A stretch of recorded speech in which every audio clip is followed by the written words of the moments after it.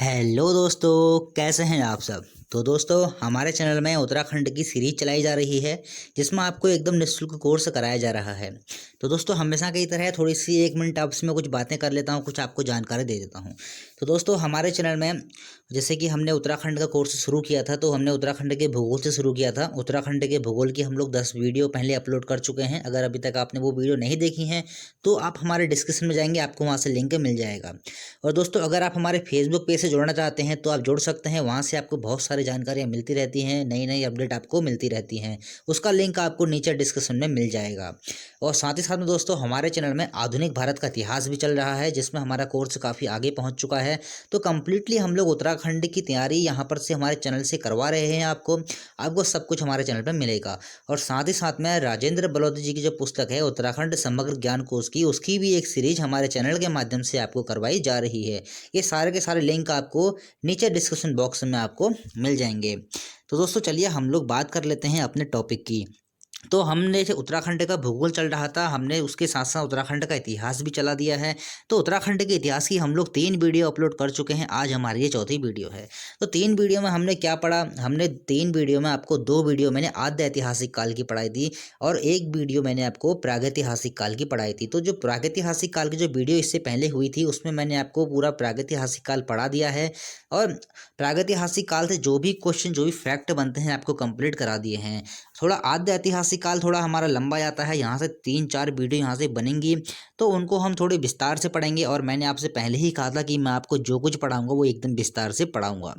तो चलिए हम लोग शुरू करते हैं। आज जो हमारी आद्य ऐतिहासिक काल की हमारी ये तीसरी वीडियो है, चलिए हम लोग शुरू करते हैं। तो देखिए, उत्तराखंड का इतिहास आद्य ऐतिहासिक काल तीसरी वीडियो, या फिर कहेंगे आद्य ऐतिहासिक काल का तीसरा पार्ट। अब देखिए, आज का जो हमारा आद्य ऐतिहासिक काल में हम लोग पढ़ने वाले हैं, वो पढ़ने वाले हैं ताम्र निखात संस्कृति के बारे में, महापाषाणी समाधानों के बारे में। तो अभी आगे बहुत सारी चीज़ें मैं आज आपको बताने वाला हूँ। देखिए, आज जो हमारा पहला टॉपिक है इसमें आ जाता है ताम्र निखात संस्कृति, या फिर कह सकते हैं कि कॉपर हॉर्ड कल्चर। देखिए, ताम्र निखात संस्कृति क्या है, पहले हम इसके बारे में जान लेते हैं। देखिए, ताम्र निखात संस्कृति वो संस्कृति है जिस समय पे जहाँ के लोग रहा करते थे, जिस सभ्यता में रहते थे, तो उनके पास से तांबे के हमको उपकरण हमको प्राप्त होते हैं, ताम्र उपकरण हमको प्राप्त होते हैं, या फिर कह सकते हैं तांबे की बहुत सारी चीज़ें हमको वहाँ से प्राप्त हुई हैं। तो उसी आधार पर इसको ताम्र निखात संस्कृति कहा गया है। इसका काल जो माना गया है वो माना गया है 2000 ईसा पूर्व से 1500 ईसा पूर्व के मध्य में। तो ये ताम्र निखात संस्कृति है। ताम्र निखात संस्कृति कह सकते हैं, या फिर इसको हम कह सकते हैं, देखिए, निखात का मतलब होता है भंडार करना, मतलब किसी चीज़ का भंडार करना। तो ताम्र निखात संस्कृति मतलब कि तांबे का युग भी इसको हम बोल सकते हैं, कि उस समय की जो सभ्यता हमको प्राप्त होती है वहाँ से हमें तांबे की बहुत सारी चीज़ें हमको प्राप्त होती हैं। तो इसीलिए इसका नाम रख दिया है कॉपर हॉर्ड कल्चर, या फिर कह सकते हैं कि ताम्र निखात संस्कृति। चलिए, अब हम लोग ये जानेंगे इसमें कि ताम्र निखात संस्कृति से हमें उत्तराखंड के कौन कौन से हमको स्थल प्राप्त होते हैं, किस किस जगह से हमको उत्तराखंड में ताम्र निखात संस्कृति की प्राप्ति होती है। तो उन स्थलों के बारे में हम लोग आज इस वीडियो के माध्यम से जानेंगे। चलिए देख लेते हैं। ये उत्तराखंड में ताम्र निखात संस्कृति का ऊपरी गंगा घाटी का प्राचीन, देखिए, उत्तराखंड में ताम्र निखात संस्कृति ऊपरी गंगा घाटी की प्राचीनतम संस्कृति है। देखिए, जो ताम्र निखात संस्कृति है इसको गंगा घाटी से ही जोड़ा गया है, कि जो गंगा घाटी थी उसके आसपास की ही ये संस्कृति मानी गई है।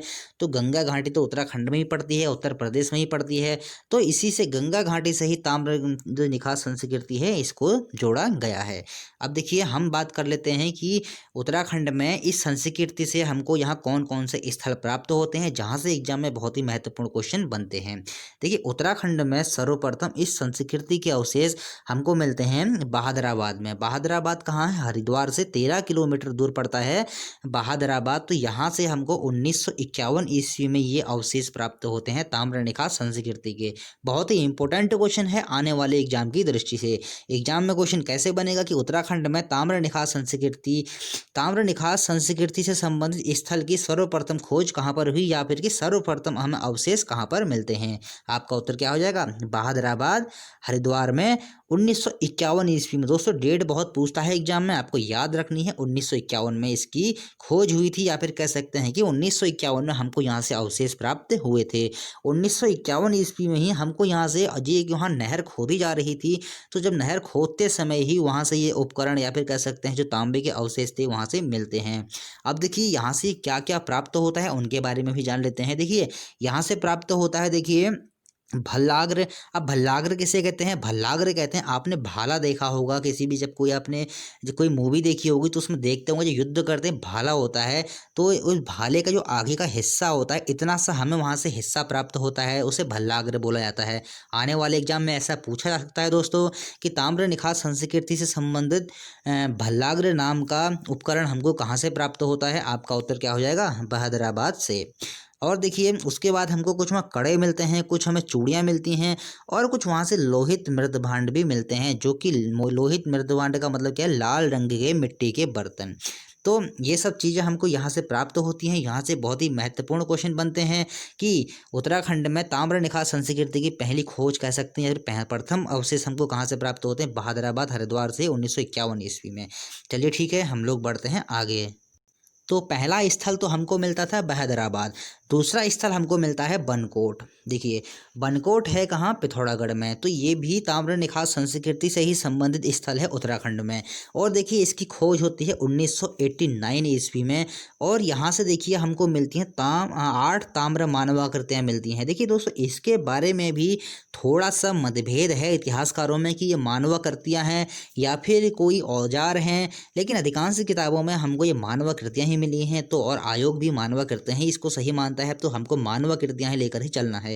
देखिए जो हमें 8 मानवाकृतियाँ ये मिली हैं, इनकी आकृति कुछ इस तरीके से है। देखिए इस तरह की आकृति के वहाँ से हमको उपकरण मिलते हैं, तो इनको मानवाकृति कहा गया है।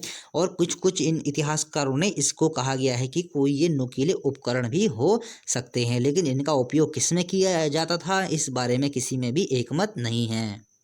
तो महत्वपूर्ण क्वेश्चन है कि बनकोट से कितनी ताम्र मानवाकृतियाँ मिली हैं? आपका उत्तर क्या हो जाएगा? 8 ताम्र मानवाकृतियाँ। बहुत ही महत्वपूर्ण क्वेश्चन है। इसके बाद देखिए ये जानेंगे कि बनकोट के जो ताम्र उपकरण मिलते हैं ये वर्तमान में कहाँ पर हैं। तो ये वर्तमान में अल्मोड़ा के राजकीय संग्रहालय में संरक्षित हैं। इंपॉर्टेंट क्वेश्चन है दोस्तों, ऐसे क्वेश्चन एग्जाम में बनते रहते हैं। आपको याद रखना है कि बनकोट के जो ताम्र उपकरण क्या कह सकते हैं कि 8 ताम्र मानवाकृतियाँ मिली थी, यह वर्तमान में किस संग्रहालय में संरक्षित हैं? तो ये अल्मोड़ा के राजकीय संग्रहालय में संरक्षित हैं। 2 स्थल हमने जान लिए हैं उत्तराखंड में ताम्र निखात संस्कृति से। अब देख लेते हैं तीसरा स्थल। तीसरा स्थल है नैनी पातल। इंपोर्टेंट है, शायद आपके लिए कुछ नया नया सा नाम होगा। तो ये मिलता है हमको पिथौरागढ़ में। देखिए नैनी पातल है, थोड़ा नैनीताल नाम से भी जैसा लगता है, लेकिन नैनीताल है में स्थित नहीं है ये, यह स्थित है पिथौरागढ़ में। इसकी जो खोज होती है ये होती है 1999 ईस्वी में। इस स्थल की खोज नहीं हुई है, इस स्थल में हमको ताम्र निखात संस्कृति की खोज की जाती है 1999 ईस्वी में। उसी प्रकार से बनकोट में 1999 ईस्वी में ताम्र निखात संस्कृति की खोज की जाती है, या फिर कह सकते हैं ताम्र निखात संस्कृति से संबंधित जो भी हमको उपकरण प्राप्त होते हैं 1989 में बनकोट से प्राप्त हुए थे। उसी प्रकार से नैनी पातन जो कि पिथौरागढ़ में है 1999 ईस्वी में हमको यहाँ से प्राप्त होते हैं क्या? यहाँ से हमको प्राप्त होते हैं ताम्र निखात संस्कृति के उपकरण। अब देखिए यहाँ से हमको क्या उपकरण प्राप्त होते हैं, तो यहाँ से भी ताम्र मानवाकृतियाँ प्राप्त हुई हैं, कुछ इसी तरह की हमको प्राप्त होती हैं। तो महत्वपूर्ण क्वेश्चन है, बनकोट से हमें 8 ताम्र मानवाकृतियाँ मिली हैं, ये तो शायद एग्जाम में क्वेश्चन बन भी चुका है। और यहाँ से हमको 5 ताम्र मानवाकृतियाँ मिली हैं। और ये भी पूछ सकता है दोस्तों कि नैनी पातन कहाँ है? पिथौरागढ़ में। उसी प्रकार से बनकोट कहाँ है? पिथौरागढ़ में। अब देखिए ऐसे ही 1-2 जगह से और हमको मिलते हैं ताम्र निखात संस्कृति के उपकरण। 1986 में ऐसे ही उपकरण हल्द्वानी से भी प्राप्त हुए हैं, जिन्हें बाद में अल्मोड़ा ले जाया गया है। तो जितने भी यहाँ से क्वेश्चन बनते हैं एग्जाम में, जो भी संस्कृति से संबंधित स्थल हैं ताम्र निखात संस्कृति से, वो सारे के सारे मैंने आपको बता दिए हैं। चलिए अब हम लोग बढ़ते हैं अगली संस्कृति की ओर। अब देखिए हम लोग जान लेते हैं महापाषाणीय समाधानों के बारे में, कि उत्तराखंड में जो महापाषाणीय उसमें संस्कृति रही थी, तो उस समय के जो समाधान थे वो हमको उत्तराखंड में किस किस जगह से मिलते हैं। देखिए हमने इससे पहले वाली जो वीडियो पढ़ी थी प्रागैतिहासिक काल की, तो वहाँ से हमने बहुत सारे उड्यारों के बारे में जाना था, बहुत सारे शैलाश्रयों के बारे में जाना था, जैसे बहुत सारी आपको मैंने वहाँ से जानकारी दी थी। और कुछ बहुत सारी चीज़ें जो हमारी रह गई थी वो आद्य ऐतिहासिक काल में ऐड होती हैं, तो इसलिए मैंने आपको वहाँ से नहीं पढ़ाई थी। थी। और एक बात और बता दूं, हो सकता है कि आद्य ऐतिहासिक काल की एक वीडियो और आए, तो आपको तैयार रहना है। जो भी फैक्ट बनते हैं आपको मैं वो पूरे कंप्लीट कराऊंगा, कुछ भी आपका छोड़ूंगा नहीं। अब देखिए महापाषाणी समाधान। चलिए महापाषाणी समाधानों के बारे में हम आज मलारी ग्राम का पूरी तरीके से विस्तार से अध्ययन करने वाले हैं। ऐसा नहीं कि मलारी ग्राम के बारे में आपको 2-4 चीज़ें बताऊंगा, बहुत ही बेहतरीन तरीके से हम लोग पढ़ेंगे मलारी ग्राम के बारे में। देखिए महापाषाणी समाधान सबसे पहले वो हमको मिलते हैं उत्तराखंड मलारी ग्राम में। तो उत्तराखंड में महापाषाणीय संस्कृति का महत्वपूर्ण स्थल मलारी ग्राम, क्या फिर कह सकते हैं कि उत्तराखंड में जो महापाषाणी समाधान का हमको सबसे महत्वपूर्ण स्थल प्राप्त होता है वो हमको मलारी ग्राम से ही प्राप्त होता है। चलिए इसके बारे में हम लोग जान लेते हैं। देखिए यहाँ पर जो सर्वप्रथम खोज की जाती है 1956 ईस्वी में शिव प्रसाद डबराल के द्वारा खोज की जाती है। देखिए जब मैंने आपको प्रागैतिहासिक काल पढ़ाया था या पुरातात्विक साक्ष्यों के बारे में मैंने आपको बताया था, ताम्र निखात संस्कृति के बारे में मैंने आपको बताया, और अब मैं बता रहा हूँ महापाषाणी समाधानों के बारे में। तो जो भी वहाँ पर सर्वप्रथम खोज होती है वो एग्जाम की दृष्टि से इंपॉर्टेंट हो जाती है। आपको वो सारे के सारे नोट कर लेने हैं और आपको याद रखना है कि इस संस्कृति की खोज सबसे प्रथम उत्तराखंड में कहाँ पर होती है।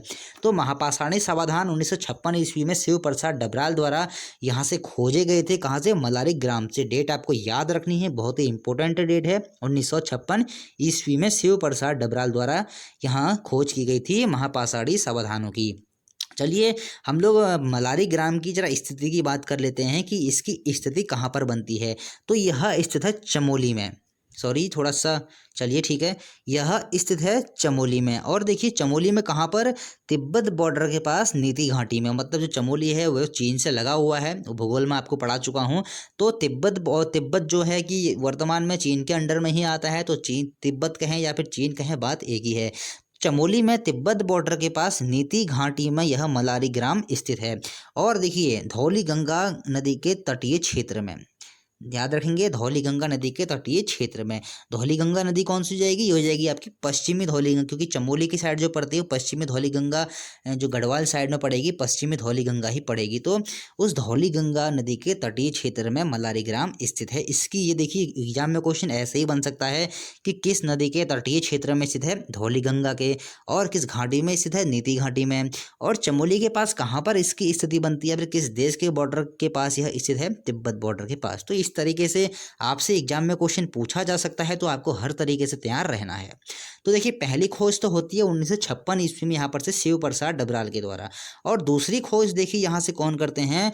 गढ़वाल विश्वविद्यालय के इतिहास के पुरातत्व विभाग द्वारा भी 1983 तथा 2001 या 2002 ईस्वी में इन समाधानों का सर्वेक्षण किया गया था। इनके बारे में भी आपको डिटेल से आपको बताऊंगा मैं कि गढ़वाल विश्वविद्यालय ने जब वहाँ पर सर्वेक्षण किया था तो उनको वहाँ से क्या क्या प्राप्त हुआ था। चलिए फिलहाल हम लोग मलारी ग्राम के बारे में थोड़ी और जानकारी ले लेते हैं।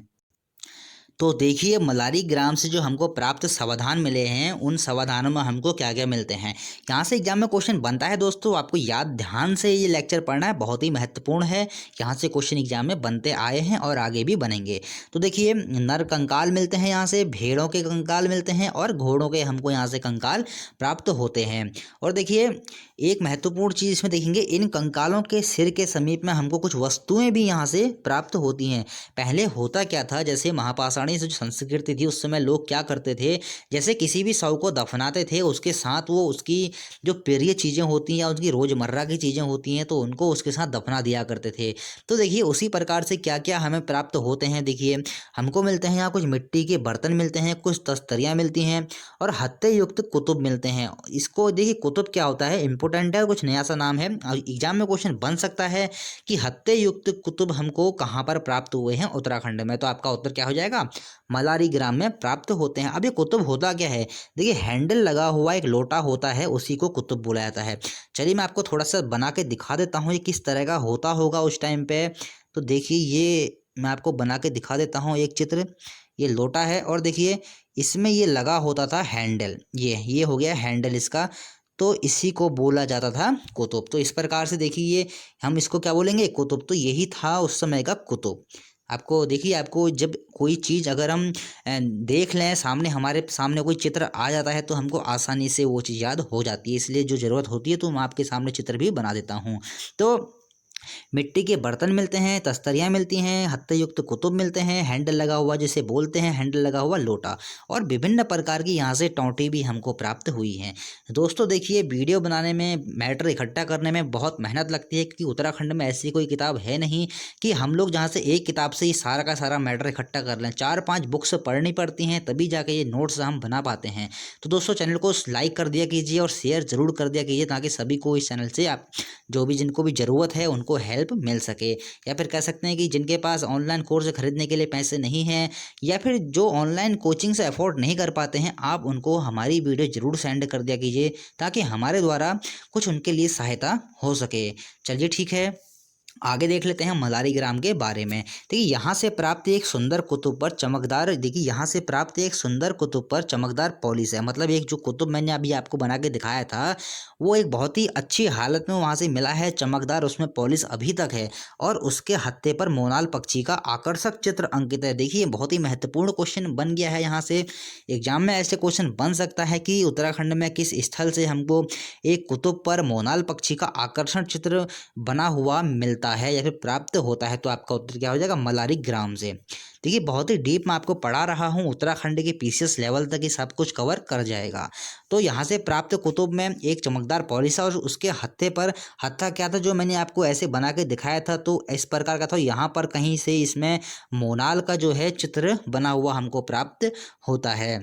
और देखिए जो मलारी ग्राम से हमें जो शव प्राप्त होते हैं, शवों की क्या विशेषता है, इन शवों की हमें यहाँ पर क्या विशेषता है?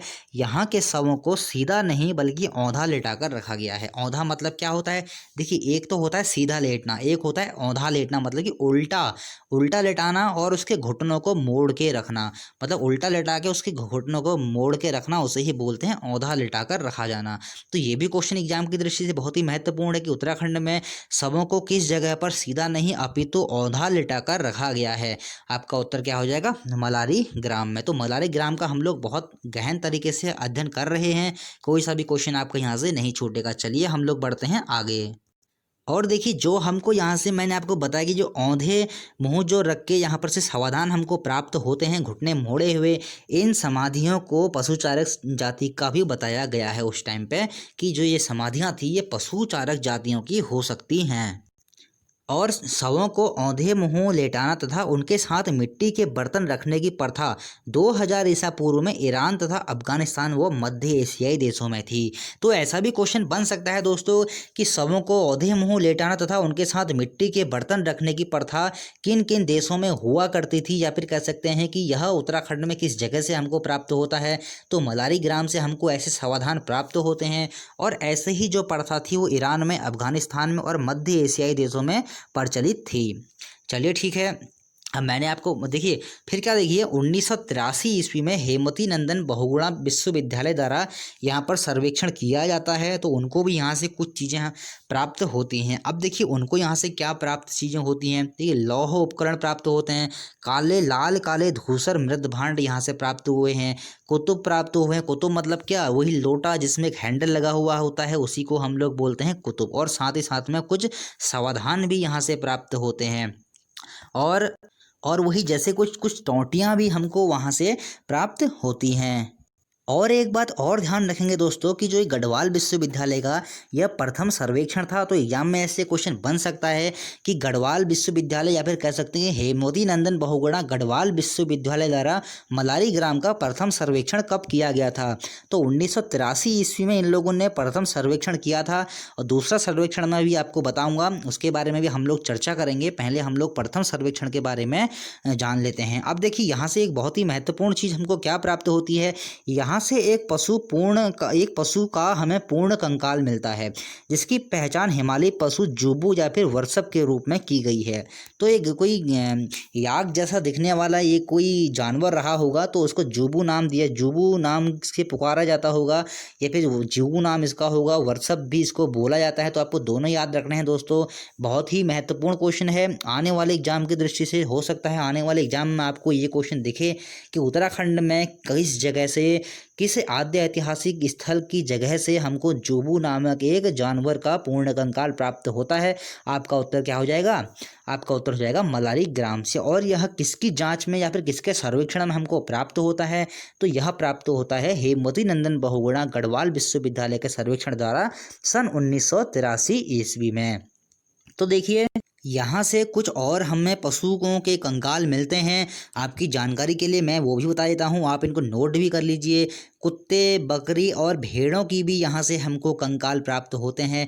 तो आपको नोट कर लेने हैं दोस्तों कि मलारी ग्राम में जब 1983 ईस्वी में हेमवती नंदन बहुगुणा गढ़वाल विश्वविद्यालय द्वारा सर्वेक्षण किया गया था, तो वहाँ से एक जोबू नामक एक पक्षी का कंकाल जोबू नामक एक जानवर का कंकाल मिलता है। और साथ ही साथ में कुत्ते, बकरी एवं भेड़ों की अस्थियाँ भी हमको वहाँ से प्राप्त होती हैं। चलिए बढ़ते हैं आगे।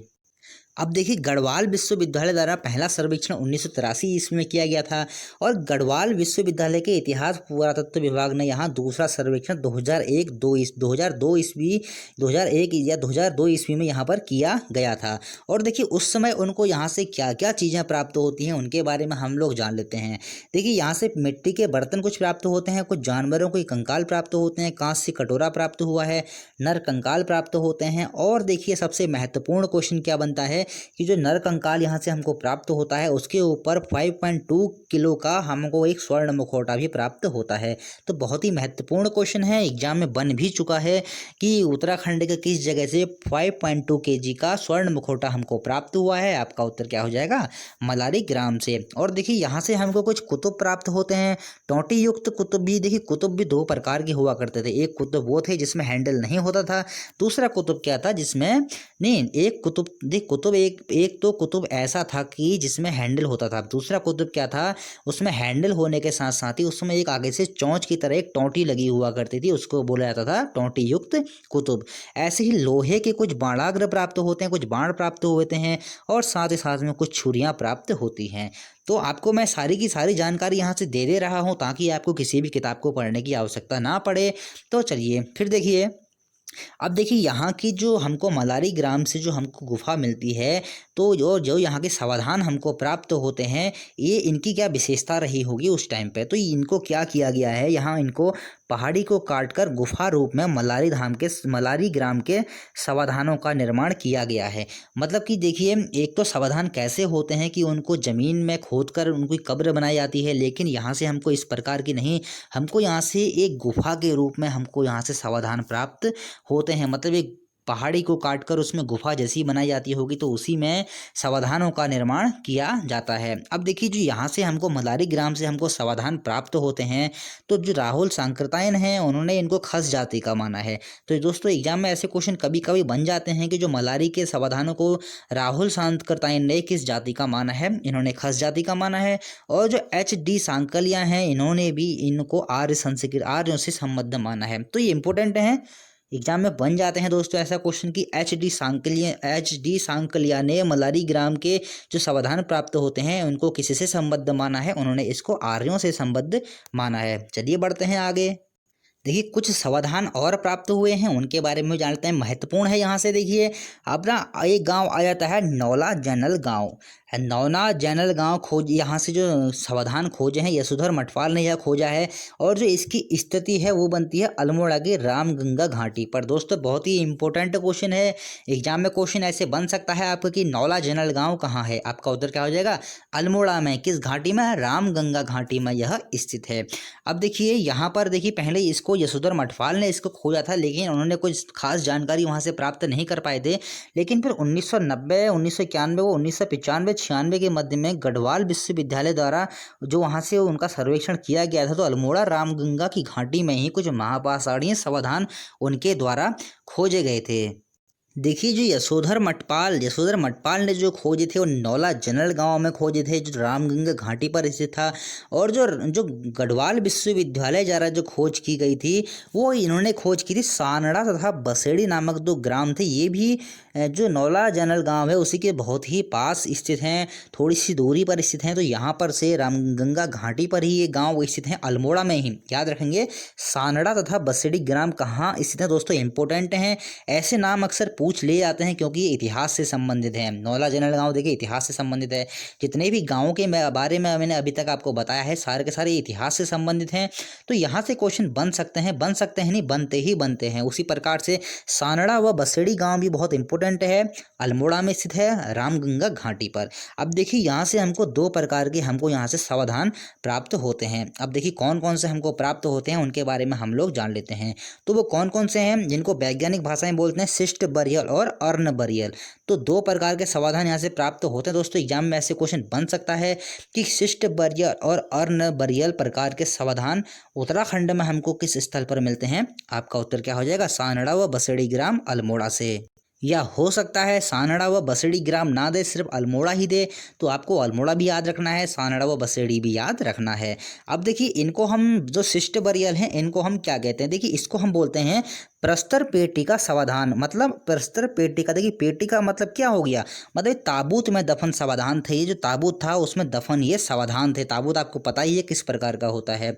और जो अर्ण बरियल समाधान थे ये घट समाधान थे, मतलब कि एक बड़ा सा कलश हुआ करता था, उसी कलश में जो मनुष्य था उसका जो शव रखा जाता था और उसी के साथ में कुछ उसकी वस्तुएं भी रखी जाती थी। तो शिष्ट बरियल और अर्ण बरियल समाधान कैसे थे, एक था हमारा ताबूत नुमा, जो ताबूत की तरह जो दिखने वाला था उसको बोला जाता है शिष्ट बरियल, और अर्ण बरियल जो था वो जो घट समाधान उसको बोला जाता है बड़े से कलश में इनमें शवों को दफन करके रखा जाता था।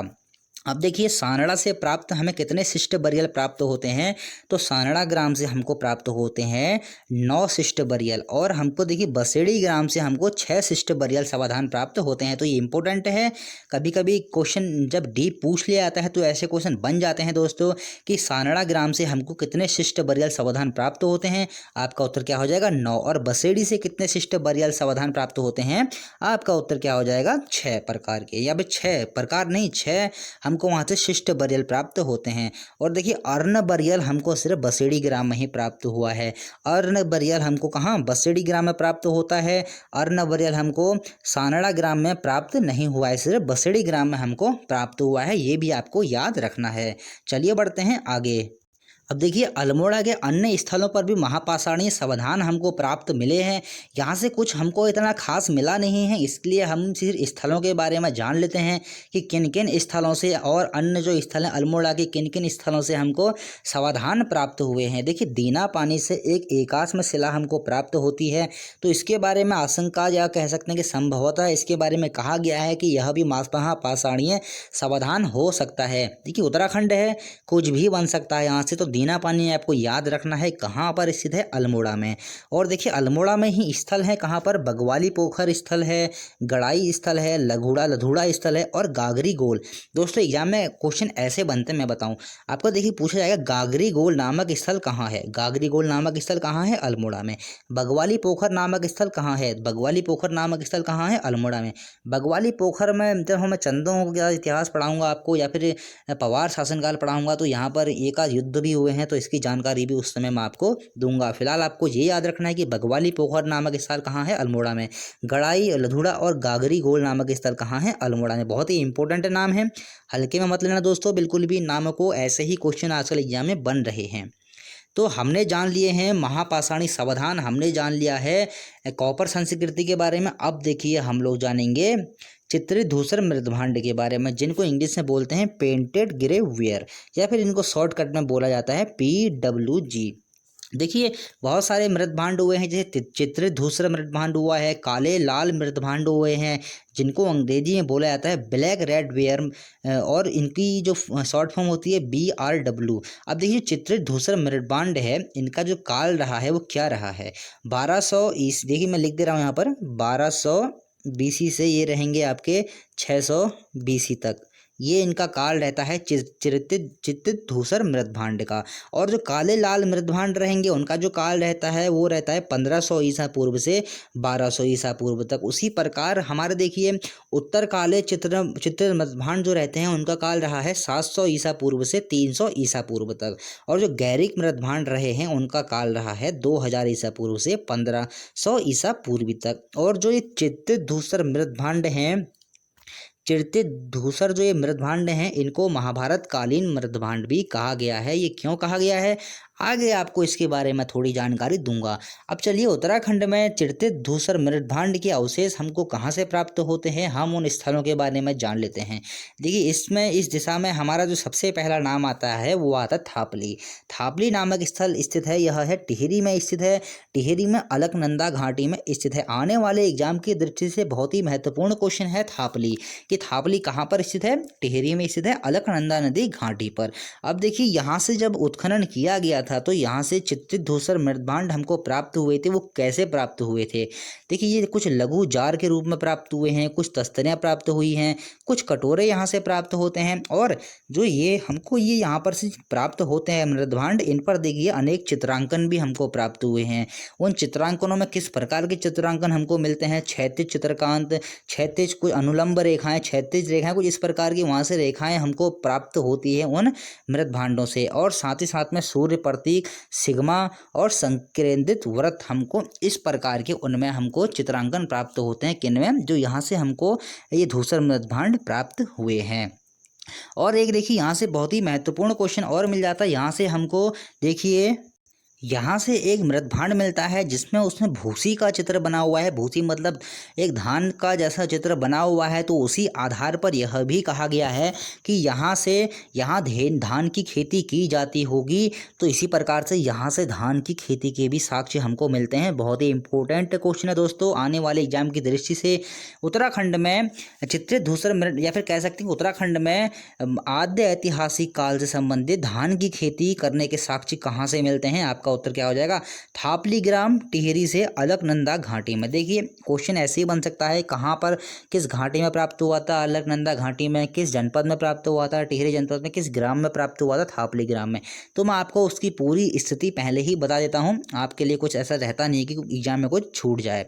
और देखिए, कुछ और चीज़ें भी यहाँ से प्राप्त हुई हैं, सलाखाएँ प्राप्त हुई थी, कुछ जानवरों के अवशेष प्राप्त हुए हैं, कुछ उनके नख कर्तनियाँ प्राप्त हुई हैं, सलाखाएँ प्राप्त हुई हैं। और देखिए, यहाँ से कुछ सूअरों के हमको अवशेष प्राप्त होते हैं, और घोड़ों के अवशेष प्राप्त होते हैं, गाय बैलों के अवशेष प्राप्त होते हैं, पशुओं के दंत प्राप्त होते हैं, तांबे के कड़े प्राप्त होते हैं। तो बहुत सारी चीज़ें हमको यहाँ से प्राप्त हुई हैं। और जो वो हैं उनको लघु जार, तस्तरियाँ, कटोरे, जो भी इन पर जो चित्र बने हुए हैं वो मैंने आपको ये सारे के सारे बता दिए हैं। अब देखिए, यहाँ से एक महत्वपूर्ण क्वेश्चन देखिए क्या बनता है।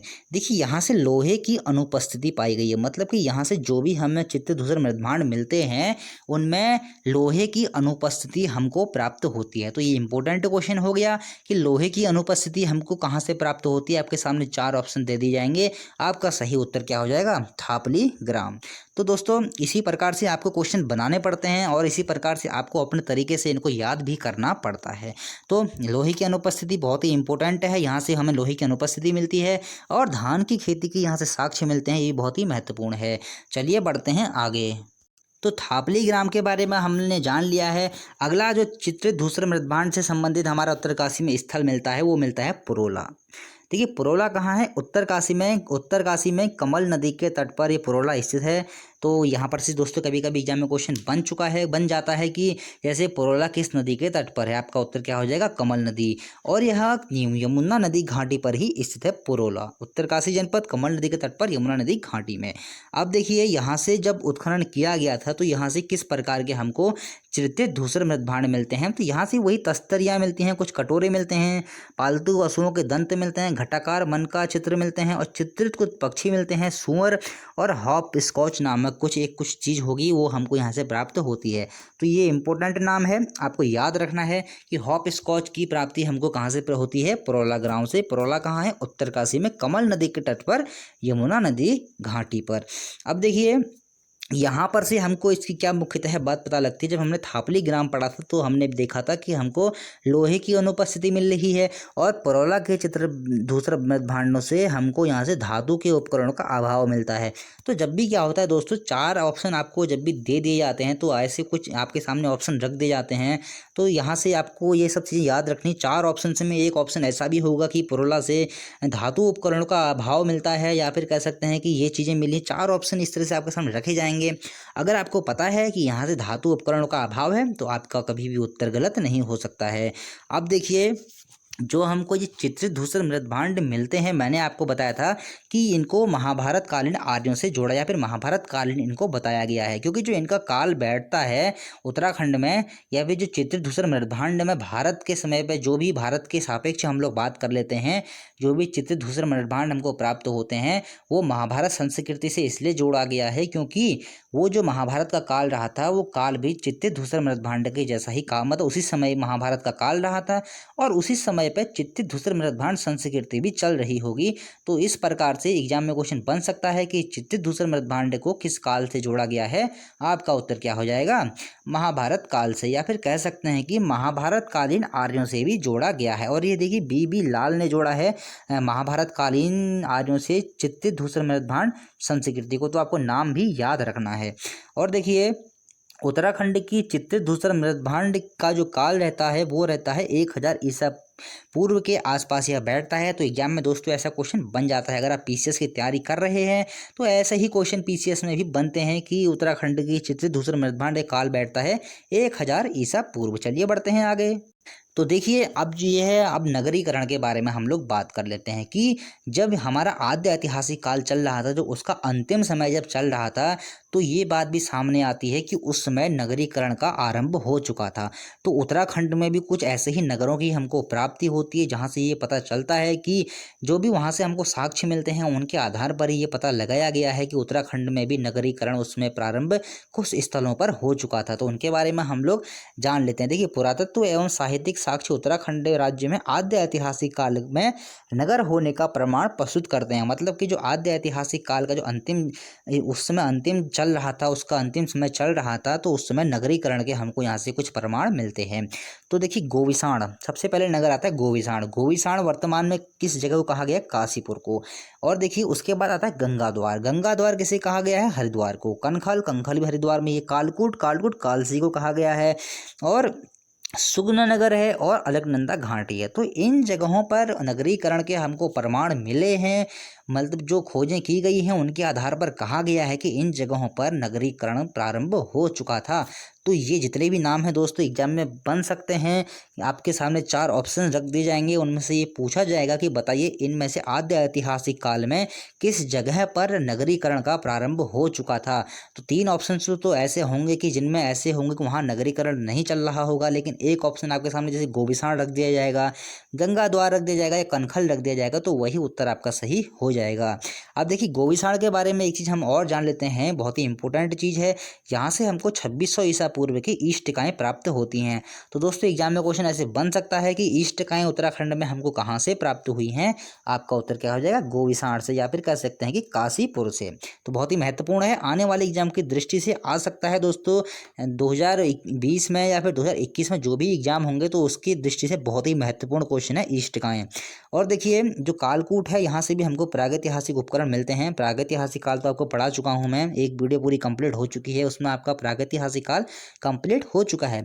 तो कालकूट से भी हमको प्रागैतिहासिक कालीन उपकरण मिलते हैं और गोविसाण से हमको ईस्ट टिकाएँ प्राप्त हुई हैं 2600 ईसा पूर्व की।